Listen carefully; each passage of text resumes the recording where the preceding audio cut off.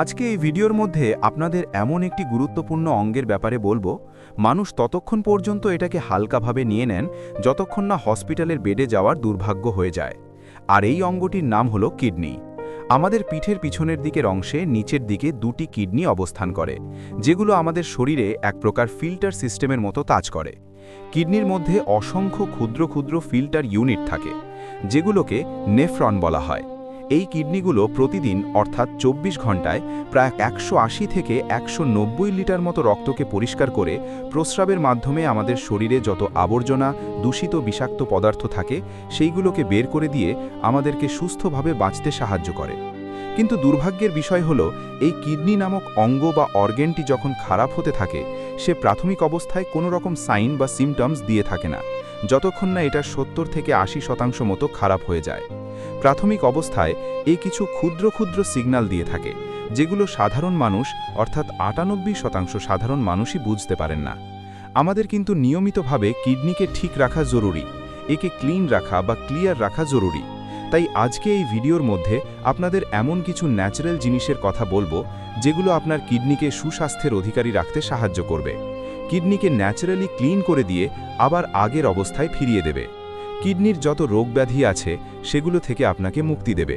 এবং এমন একটি সাদা বিষের কথা বলবো, যেটাকে আপনি নিয়মিত খাচ্ছেন, একটু একটু করে আপনার কিডনির ক্ষতি আপনি নিজেই করছেন।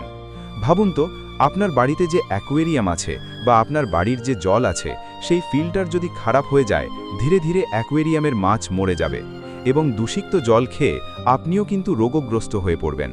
তেমনি আমাদের শরীরের রক্ত যদি পরিশ্রুত না থাকে, পরিষ্কার না থাকে, রক্তের মধ্যে জমে থাকা দূষিত বিষাক্ত পদার্থগুলো যদি শরীর থেকে না বেরিয়ে যায়, আমরা কিন্তু ধীরে ধীরে রোগগ্রস্ত হয়ে যাব।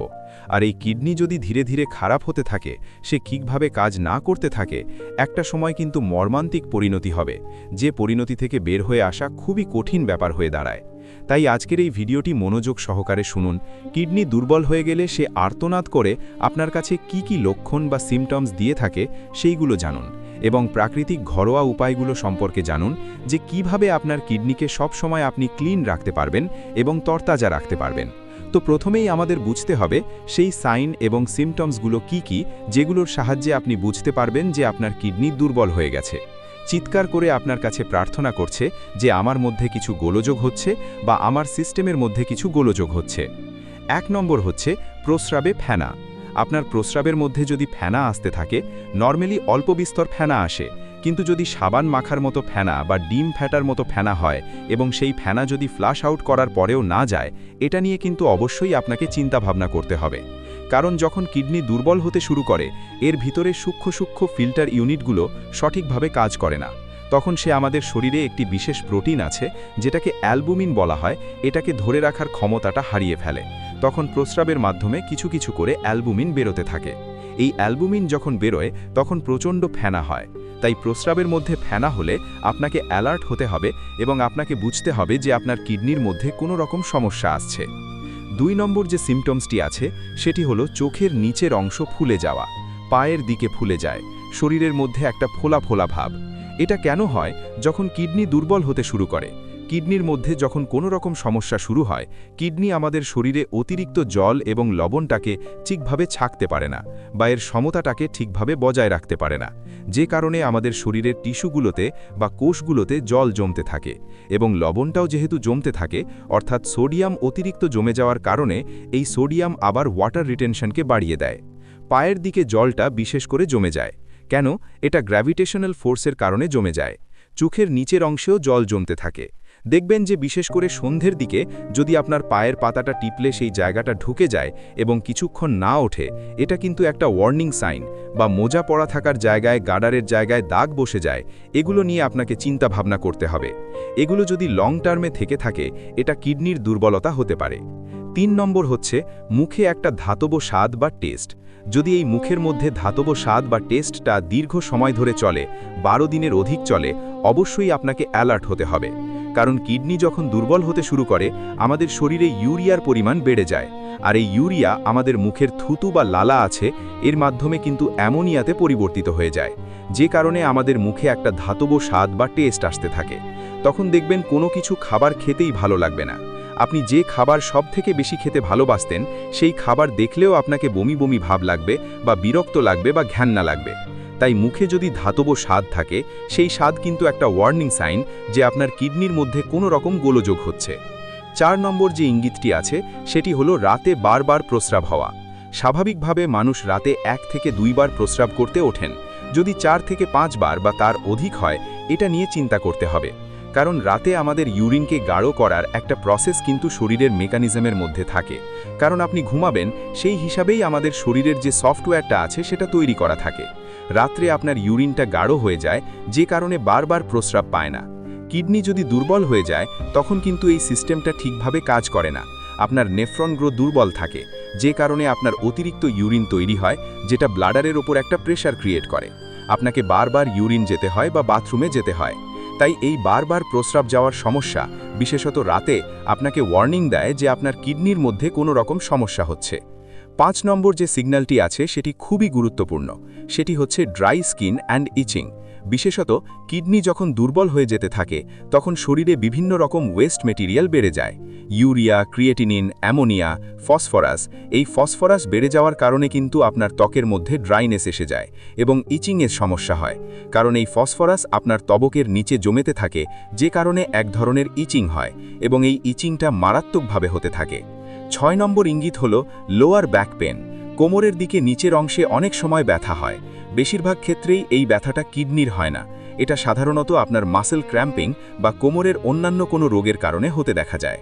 কিডনির ক্ষেত্রে যে ব্যথাটা হয় ভিতর থেকে একটা মারাত্মক ব্যথা হয়, যে ব্যথা আপনি সহ্য করতে পারবেন না। এই ধরনের ব্যথা অনেক সময় কিডনির ইনফেকশন বা পাইলোনেফ্রাইটিসের কারণে হতে দেখা যায়। এটা দীর্ঘ সময় ধরে চলতে থাকলে আপনার কিডনির যে সমস্যা হচ্ছে এটাকে কিন্তু এটা দেখায় বা ওয়ার্নিং সাইন দেয়। লাস্ট যে সিগন্যালটির কথা বলবো সেটি হলো loss of appetite and nausea, অর্থাৎ ক্ষুধামান্দা সমস্যা এবং বমি বমি ভাব।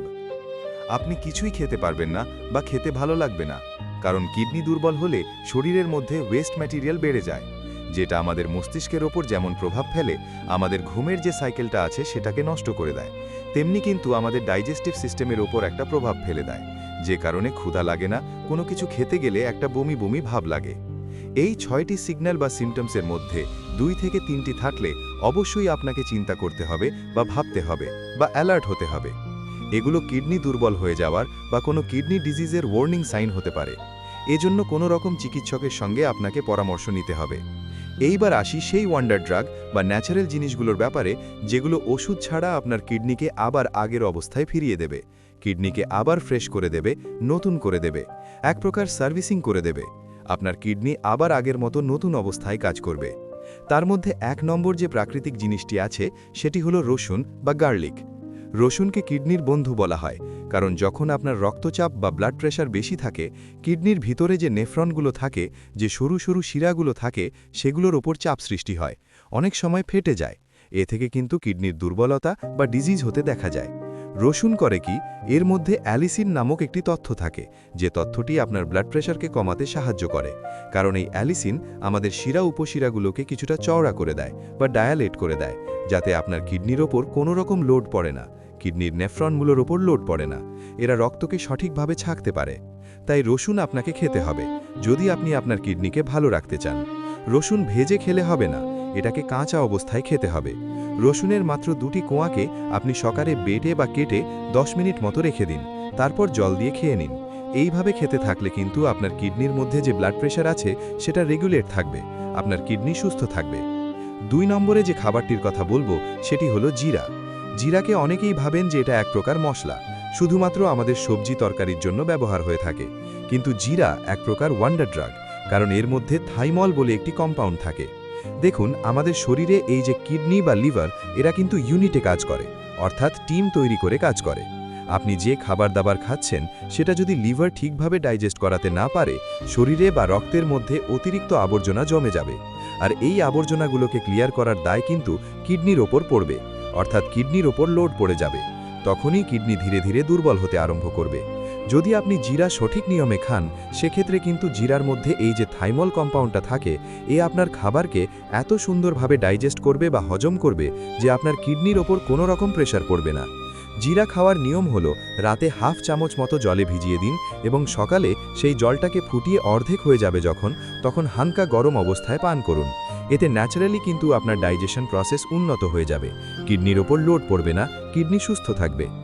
3 নম্বর যে প্রাকৃতিক উৎসের কথা বলবো, যেটা আপনার কিডনিকে সবসময় সুস্থ রাখবে এবং সুস্বাস্থ্যের অধিকারী রাখবে, সেটি হলো দারুচিনি অর্থাৎ সিনামন। এটা কেন বলছি? বর্তমান সময়ে সমীক্ষায় দেখা গেছে যে কিডনি ড্যামেজের সমস্যা বা কিডনি ডিজিজের সমস্যা সবথেকে বেশি পরিমাণ হয়ে থাকে যারা ডায়াবেটিসের পেশেন্ট আছেন। আর ডায়াবেটিসের ক্ষেত্রে সমস্যা হয় কি, কিডনির মধ্যে যে রক্তটা যায় সেটা খুব গাঢ় রক্ত যায়।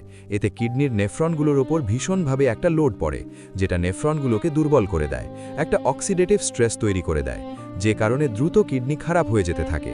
দারুচিনি করবে কি, দারুচিনির মধ্যে এমন কিছু এসেনশিয়াল কম্পাউন্ড থাকে যেগুলো আমাদের শরীরে কোষের মধ্যে ইনসুলিনের সেন্সিটিভিটিকে বাড়ায় এবং প্যানক্রিয়াস থেকে অতিরিক্ত ইনসুলিন তৈরিতে সাহায্য করে, যাতে আমাদের ব্লাড সুগার লেভেলটা খুব সুন্দরভাবে নিয়ন্ত্রণ থাকে। তাই নিয়মিত আপনাকে কিন্তু দারুচিনি খেতে হবে, এবং সেটা যেন মার্কেটে যে গোল দারুচিনি পাওয়া যায় সেগুলো, অর্থাৎ স্যালুন যে দারুচিনি বা সিনামন স্টিক আছে সেগুলো আপনাকে কিনে আনতে হবে। সেগুলো খুবই উপকারী। এর জন্য আপনি সিনামন টি তৈরি করতে পারেন এবং প্রতিদিন একবার করে পান করতে পারেন, যেটা আপনার কিডনির জন্য প্রচুর উপকারী হবে। আপনার সুগারের মাত্রাকে নিয়ন্ত্রণে রেখে কিডনিকে ভালো রাখতে সাহায্য করবে। 4 নম্বরে আপনাদের বলবো আদা বা জিঞ্জারের কথা। এর মধ্যে জিঞ্জেরল বলে একটি প্রাকৃতিক কম্পাউন্ড থাকে, যার প্রবল রকম অ্যান্টি ক্যান্সার এবং অ্যান্টি ইনফ্ল্যামেটরি ও অ্যান্টি অক্সিডেন্ট প্রপার্টি থাকে। আপনার কিডনির মধ্যে কোথাও যদি রেডনেস থাকে, ইনফেকশন থাকে, ইনফ্লেমেশন থাকে, তা থেকে কিন্তু কিডনি ধীরে ধীরে দুর্বল হয়ে যায় বা খারাপ হয়ে যেতে থাকে। আদা খেলে আপনার এই সমস্যাগুলো চলে যাবে। ইনফেকশন, ইনফ্লেমেশন বা রেডনেসের সমস্যা থাকলে এই সমস্যাগুলো কিন্তু চলে যাবে। নিয়মিত 1 চামচ করে আদার রস খান বা আদার চা তৈরি করে খেতে পারেন, এতেও কিন্তু আপনার কিডনি ভালো থাকবে। 5 নম্বরে যে খাবারটির কথা বলবো সেটি হলো ড্রাই কোরিয়ান্ডার অর্থাৎ শুকনো ধনের বীজ। এই ধনের বীজের মধ্যে এমন কিছু তথ্য থাকে, এরা এক প্রকার ঝাড়ুদারের মতো কাজ করে। কিডনির মধ্যে যত নোংরা আবর্জনা থাকে সেগুলোকে ক্লিয়ার করার কাজ করে। এর মধ্যে এমন কিছু কম্পাউন্ড থাকে যেগুলো কিডনির যে পুরনো জমে থাকা আবর্জনা আছে সেগুলোকে কোনা কোনা থেকে পরিষ্কার করে বা ঝাড়ু দিয়ে প্রস্রাবের মাধ্যমে বাইরে বের করে দেয়। এর জন্য 1 চামচ মতো ধনের বীজ, সেটা যেন শুকনো হয়, সেটা জলে ভিজিয়ে রাখুন এবং সকালে ফুটিয়ে সেটাকে হালকা হালকা গরম অবস্থায় পান করতে পারেন। এতে কিন্তু আপনার কিডনি খুবই দ্রুত ক্লিয়ার হয়ে যাবে বা ক্লিন হয়ে যাবে। 6 নম্বরে যে ন্যাচারাল ওয়ান্ডার সোর্সের কথা বলবো সেটি হলো হলুদ অর্থাৎ টার্মারিক। এর মধ্যে কারকিউমিন বলে একটি কম্পাউন্ড থাকে, যেটা বিজ্ঞান প্রমাণ করেছে বা সায়েন্স প্রমাণ করেছে, এটা এক প্রকার অ্যান্টি ক্যান্সার এবং অ্যান্টি ইনফ্ল্যামেটরি প্রপার্টি হয়ে থাকে, যেটা আপনার শরীরে অন্যান্য অর্গ্যানের পাশাপাশি কিডনির ইনফ্ল্যামেশন, রেডনেস, এমনকি কিডনির মধ্যে কোনো রকম অক্সিডেটিভ স্ট্রেস থাকলে সেগুলোকে খুব সুন্দরভাবে ক্লিয়ার করে। তাই নিয়মিত আপনাকে হলুদ খেতে হবে। রাতের দিকে 1 কাপ কুসুম গরম দুধ বা জলের মধ্যে হলুদ হাফ চামচ মিশিয়ে আপনাকে খেতে হবে। সেটা যেন ভালো মানের হলুদ হয়। বেশিরভাগ মানুষ ভুল করেন কি শুধু হলুদ খেলে কিন্তু কাজ হবে না, এর মধ্যে 1 থেকে 2 চুটকির মতো কিন্তু গোলমরিচের পাউডার মেশাতে হবে। তবে এই হলুদের যে কার্কিউমিন আছে এটা শোষণ 2000% মতো বেড়ে যাবে, যেটা আপনার কিডনিকে সুস্থ সবল রাখতে সাহায্য করবে।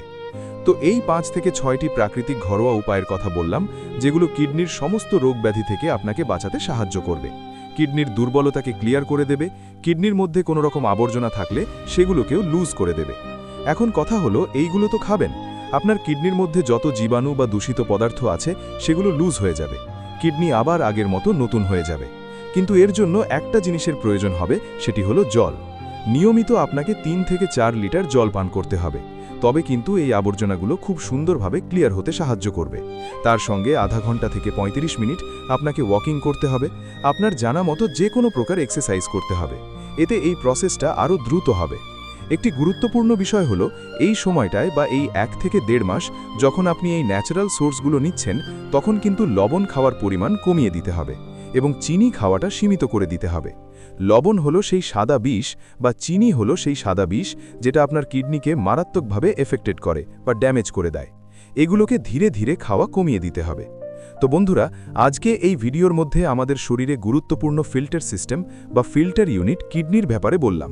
কোন কোন লক্ষণ দেখে আপনি বুঝবেন যে কিডনি আত্মনাদ করে আপনার কাছে সাহায্য চাইছে, তার মধ্যে কোনো রকম দুর্বলতা আসছে বা কোনো রকম খারাপই আসছে।